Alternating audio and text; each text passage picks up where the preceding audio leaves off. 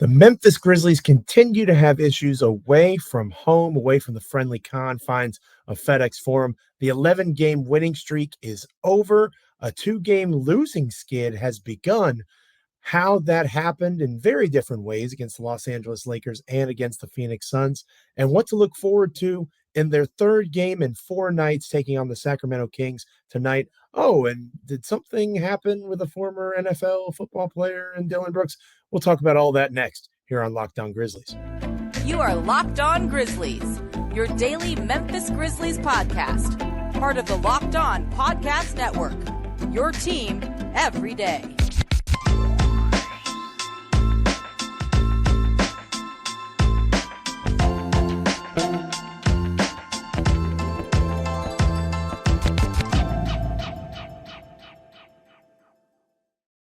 Welcome to Locked On Grizzlies, a proud member of the Locked On Podcast Network, your team each and every day. We are free and available wherever you get your podcasts.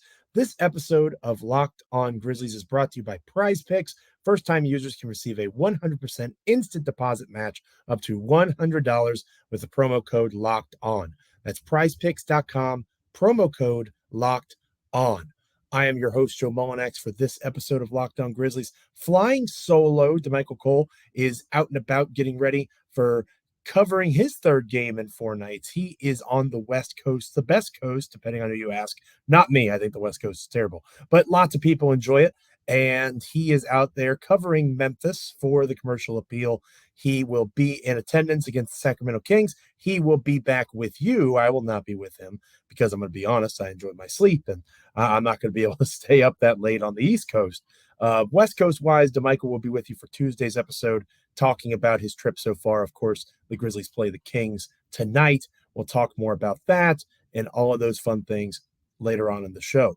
But first things first, before I get to the actual basketball, unfortunately, we have some nonsense to address when it comes to what happened in Los Angeles on Friday night against the Los Angeles Lakers. The Grizzlies had a tough loss, which again, we'll address the actual on-the-court interests momentarily. But Shannon Sharpe of Fox Sports Undisputed, he and Skip Bayless host that program. And you might know Shannon Sharpe if you don't, which apparently Dillon Brooks does not know Shannon Sharpe. He called him a pedestrian, which is funny. And then he also called him a blogger, which is less funny. In my time over at SB Nation and Fansided, I don't know why I'm catching strays, Dillon. Not very kind of you, but I digress. It's not about me. It's about Shannon Sharpe and Dillon Brooks chirping back and forth. Shannon Sharpe, for those of you that don't know, very avid fan of LeBron James. And LeBron James is at worst the second or third best, I would say second best player in the history of the game of basketball.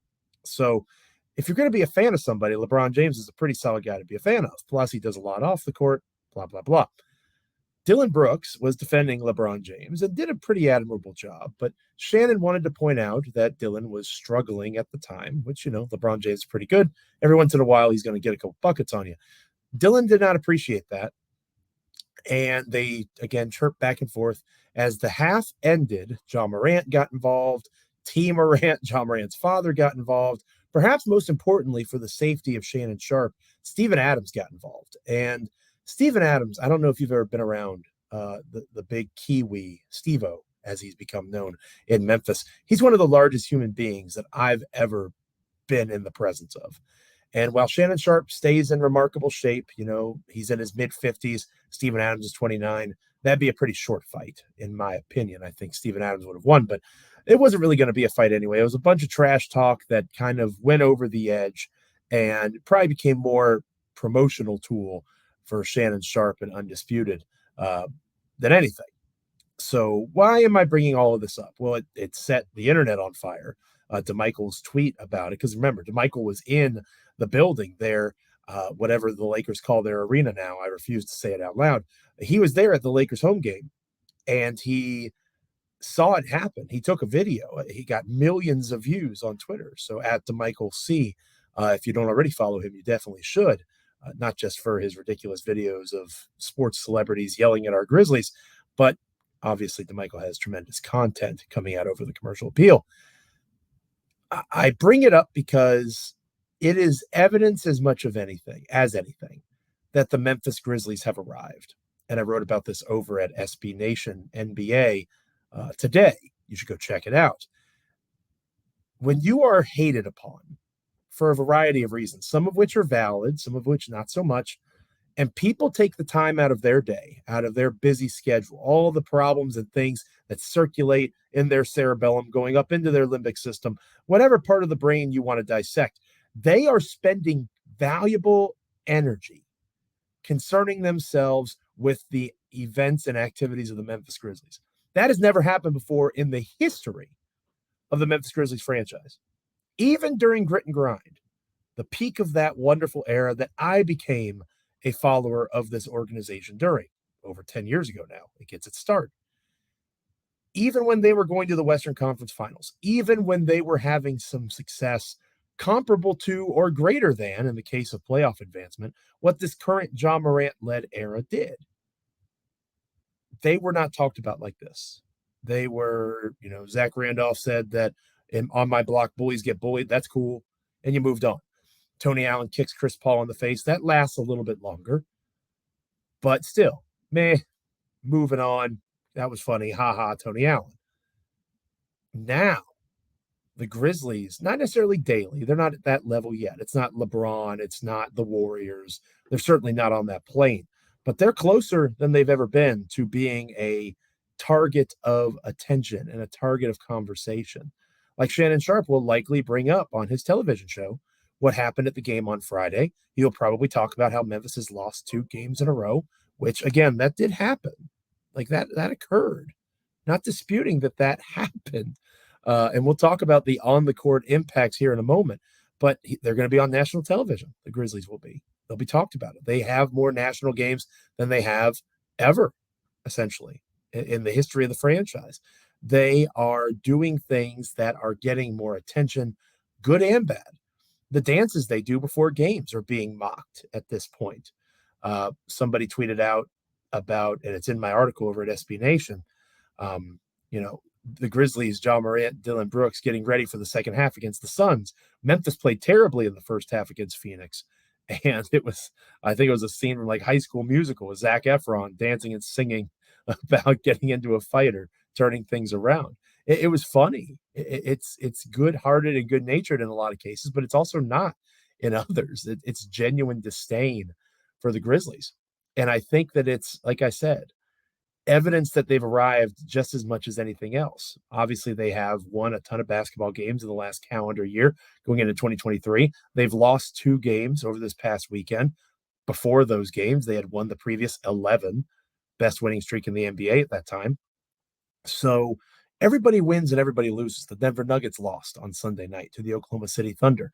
Nobody's going to go out and say the Denver Nuggets are cooked, or they're not going to make fun of Nikola Jokic. They're not going to, mock those guys because they don't carry themselves in that way. And it's fair to point out that the Grizzlies do open themselves up to not necessarily being made fun of, but being the topic of conversation, being the butt of jokes at times. When you say that you're all right in the West or you're good in the West, and then you lose 2 games to teams at the bottom of the Western Conference playoff picture, Phoenix obviously won't be there long, most folks would assume, as they get healthy. But the Lakers are still very much in the play-in conversation, not the playoff conversation. They are a game outside of the play-in as of this recording. So it's not like these are games that Memphis is expected to lose. They should have won, especially the Lakers game on Friday. But you look at the way that it's gone for them and the success that they've had, a lot of it is tied into their youthful audacity, the way that they carry themselves, the energy, the dancing, the celebratory post-game interviews. It all has helped establish what the standard of the Memphis Grizzlies is. And you don't always live up to that standard. That's life, right? That's each and every one of us every single day. Some days are better than others. We're successful. We're failing. We rise. We fall. We break. We grow. That's all of us. And we have to keep in our perspective that this is one of the youngest teams in the NBA still. So they're having success at a level that most young teams don't have. And they're doing it in a way that a lot of teams don't do it. That is going to open you up to criticism. That's going to open you up to jokes.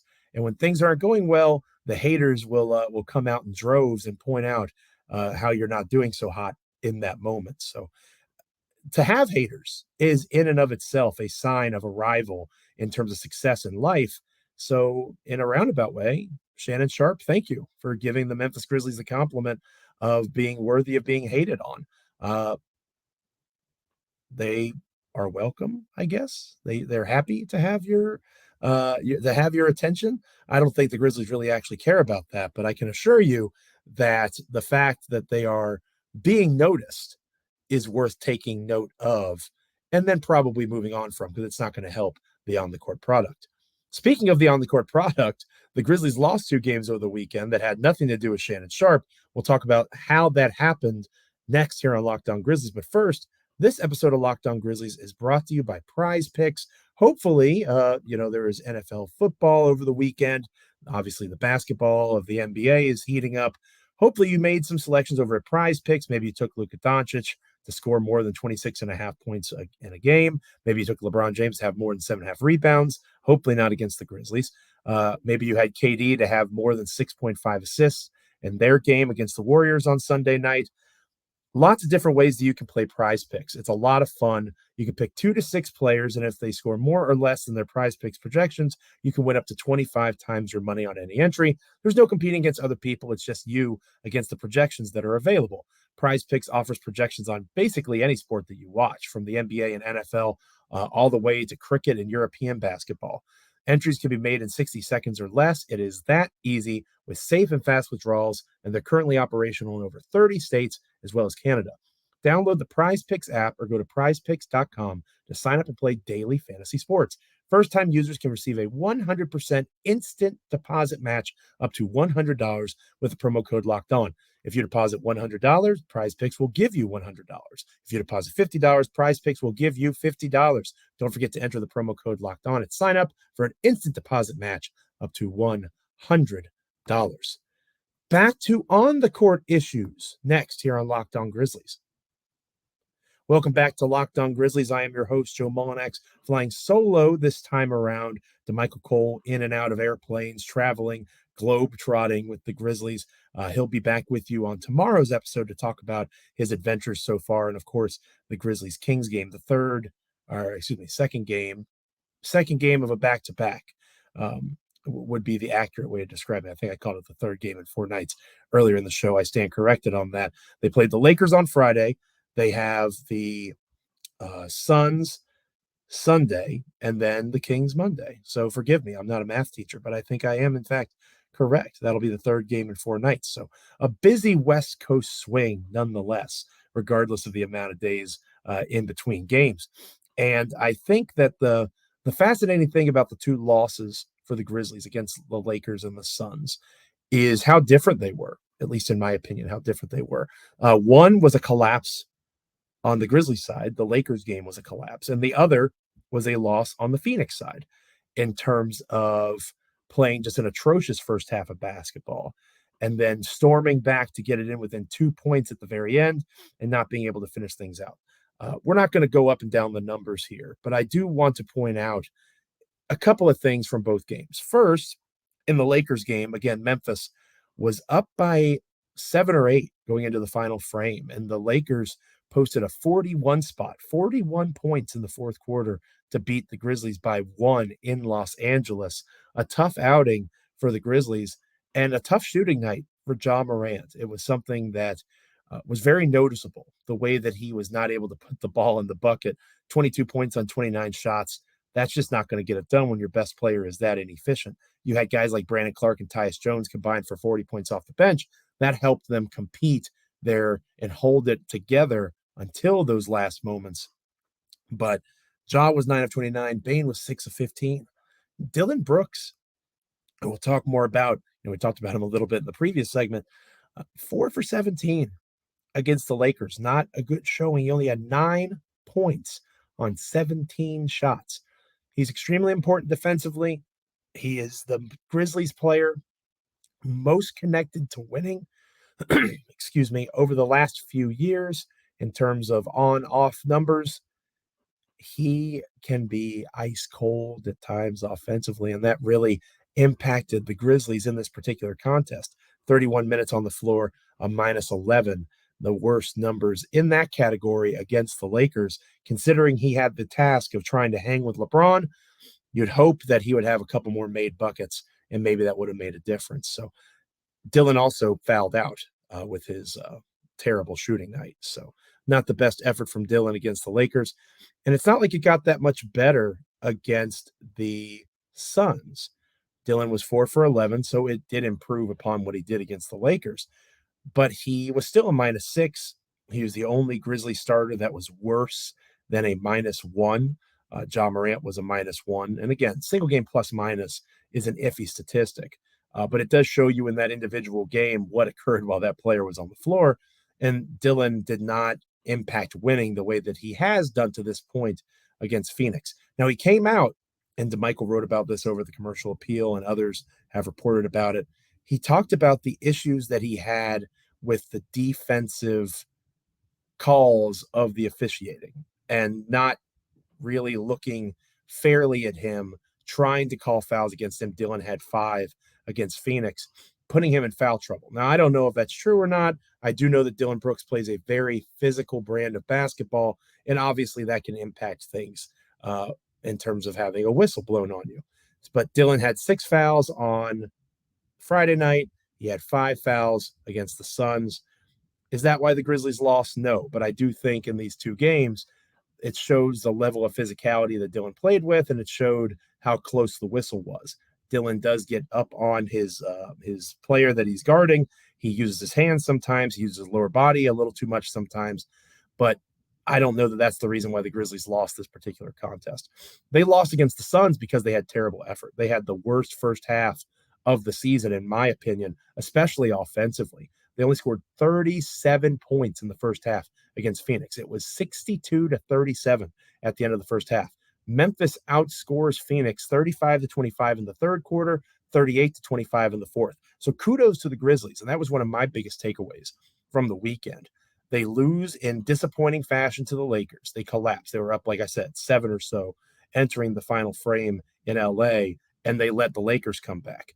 Here, they were down by 29 points at one point, and they were able to scratch and claw and scrape and make that game look a lot more competitive than it actually was for the first half, especially. But even into the third quarter early on, Memphis didn't storm out of the gate particularly strong. It was the last 22 or so minutes of the half where Memphis did a vast majority of their damage.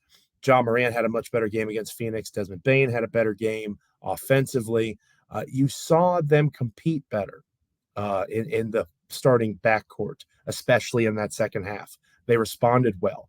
My biggest takeaway from the Phoenix game outside of that, Zaire Williams, the best Zaire Williams game of the season by far to this point, a +5 in the game.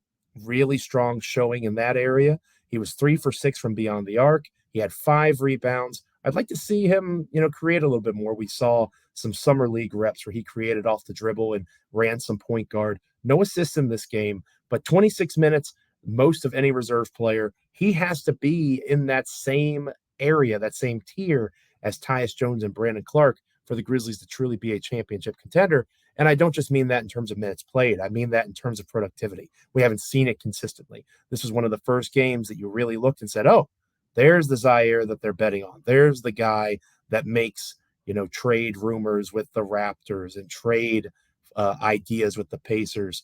None of those exist with the Grizzlies. Every time, Mark Stein, Jake Fisher, all these different folks that cover the NBA, Shams over at The Athletic, obviously Woj at ESPN. These rumors come out and the Grizzlies aren't involved. Now, they're pretty tight-lipped in their front office, but at the same time, a lot of that has to do with the fact that they are probably happy with where they're at. I've said time and time again, they're unlikely to make a trade. They haven't made an in-season trade in about 3 years now. I don't know that this is going to be the time that they do it either. They clearly believe in Zaire Williams, and he made Zach Kleiman, the GM of the Grizzlies and company, the front office, look pretty smart in this one. So as bad as the first half was for the Grizzlies, the second half was that good. It was extremely impressive that they were able to fight back. They didn't lay down, especially considering it was the first night of a back-to-back because they play the Sacramento Kings tonight. And they didn't just punt the game and say, we'll worry about Sacramento next. They tried to get the win. They did their very best. They came up short, but they competed hard, and that is promising to see. The second half of that back-to-back is coming up. The Sacramento Kings are the team that the Grizzlies are going to be facing off with. We'll talk about that game next here on Locked On Grizzlies. But first, very happy to announce here on Locked On Grizzlies that we have a brand new partner here at Locked On. They are the number one sports book in America. Excuse me. Excuse me. They are FanDuel. The NFL playoffs are here, and if you're new to FanDuel, that is even better. They have so many great features that make betting on sports online fun and easy to do. New customers, join today to get started with $150 in free bets guaranteed when you place your first $5 bet. That's right, you heard me. You just sign up at FanDuel.com/lockedon. FanDuel has all your favorite bets from the money line to point spreads and player props. Plus, you can even combine your bets for a chance at a bigger payout with a same game parlay. Maybe you could have bet on the Grizzlies, and maybe you don't like how that ended for you. I believe Memphis was favored in both games, but maybe you bet on the San Francisco 49ers. Maybe you bet on the Philadelphia Eagles to dominate the Giants in the NFL, and you're feeling pretty good about those bets. That all happens on an app that's safe, secure, and super easy to use. So, sports fans, football fans in particular, don't miss out. Place your first $5 bet to get $150 in free bets, win or lose, to help in the NFL playoffs as the conference championships come at FanDuel.com/lockedon. Make every moment more with FanDuel, the official sportsbook partner of the NFL. We'll talk Grizzlies Kings next here on Locked On Grizzlies. Don't go anywhere.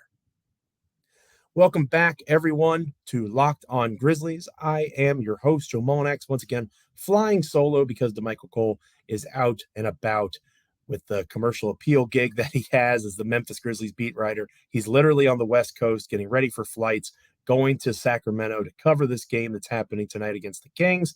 He is a busy guy, but he's going to make some time in his very busy schedule to talk with you on Tuesday's show. Very excited for that. Excited for him to be back on Tuesday. And then hopefully for Wednesday, he and I can sync back up with all his craziness and all his travel. And we can have a duo program once more. Coming out of the tough losses at Los Angeles, at Phoenix, going into a Sacramento game that, don't look now, I think I've been a hater of the Sacramento Kings, although I love Light the Beam. I think that's a lot of fun. The Kings are the 3 seed in the Western Conference as of this recording, which is pretty remarkable to say out loud, but it's true. The Nuggets also lost on Sunday night, so that helps. The Pelicans lost as well, so there wasn't a ton of ground made up on the Grizzlies in terms of trying to get ahead if you're Denver or make up space if you're New Orleans. The Grizzlies are several games in front of Sacramento for the 2 seed. 4 games in the loss column, but Sacramento is the current 3 seed in the Western Conference. So kudos to their new coach, Mike Brown. The remarkable job that Sacramento's doing. De'Aaron Fox looks like a whole new player this year. He's added a level to his game in terms of the mid-range and other forms of perimeter scoring. Domantas Sabonis is the best rebounder. I'm biased. I would still take Steven Adams, but in terms of physicality and collecting rebounds, Domantas Sabonis is the best in the league at this time. And those two really do a phenomenal job offensively for the Kings. The Kings are one of the very best offensive teams in the entire NBA. They score 120 points per game, which is pretty impressive. They're actually first in the Western Conference in that area, which, again, they're just putting up buckets and buckets and buckets of points. They're the best in the entire NBA, in fact, offensively when it comes to points per game. They struggle defensively, though, and that is a major point of emphasis for Memphis, trying to get their offensive woes corrected. And that's one of the best things about what happened in that Phoenix Suns game. Don't get me wrong.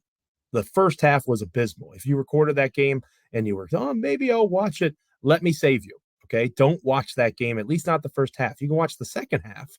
That'll give you hope for this game against the Kings. But the first half, not something that you really want to subject yourself to if you can avoid it. The fact that Memphis was able to get right offensively, the fact that the Grizzlies were able to come out and post 2 quarters consecutively of 35 plus points, 35 in the third quarter, 38 in the fourth against Phoenix. That is reason to be optimistic because the Kings are not as good defensively as Phoenix. The Kings don't have a set rim protector. They just don't. It's fairly easy to get to the bucket and score on the Sacramento Kings. As good as they are offensively, again, number one in the NBA in points per game, they are that bad defensively, okay, or one of the worst defensively.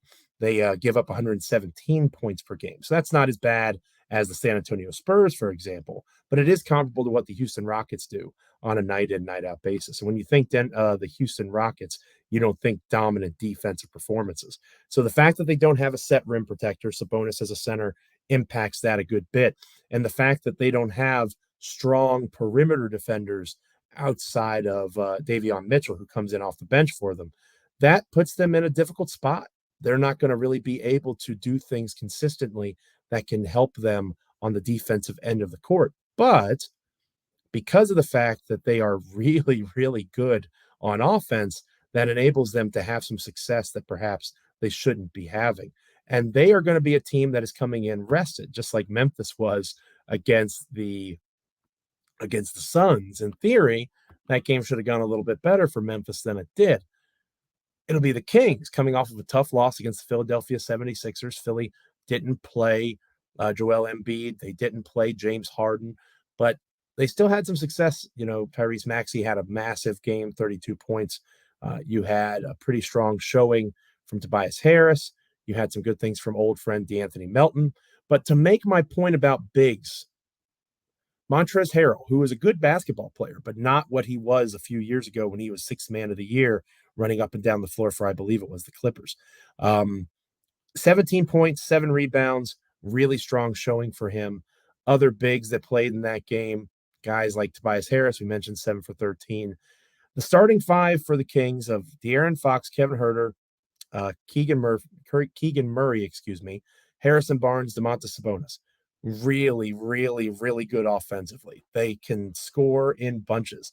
And all of those guys, except for Murray, who's a rookie and is a strong player in his own right, all of the other starters shot remarkably well against Philadelphia. Sabonis was 7 for 10. Harrison Barnes was 8 of 13.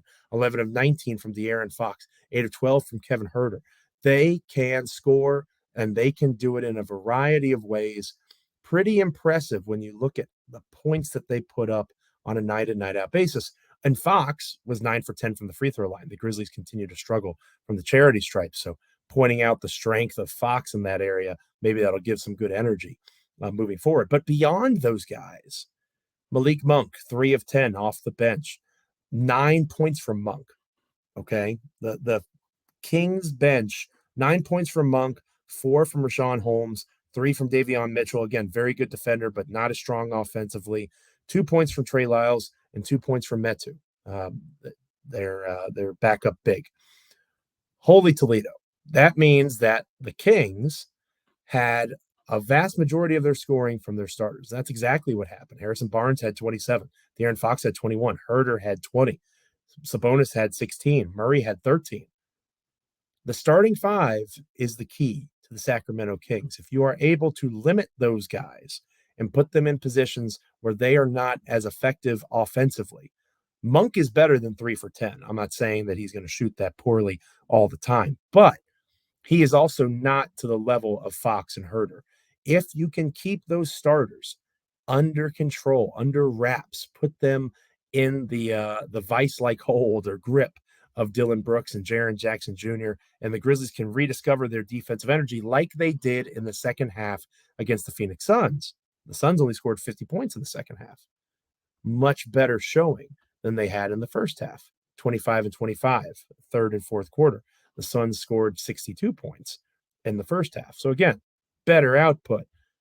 If the first half Grizzlies against Phoenix show up, the Kings are going to run the Grizzlies off the court, and it will be difficult, if not impossible, for Memphis to come back because of how good Sacramento is offensively. They struggle defensively, but once you get into that offensive rhythm, it's really hard to knock them out of it.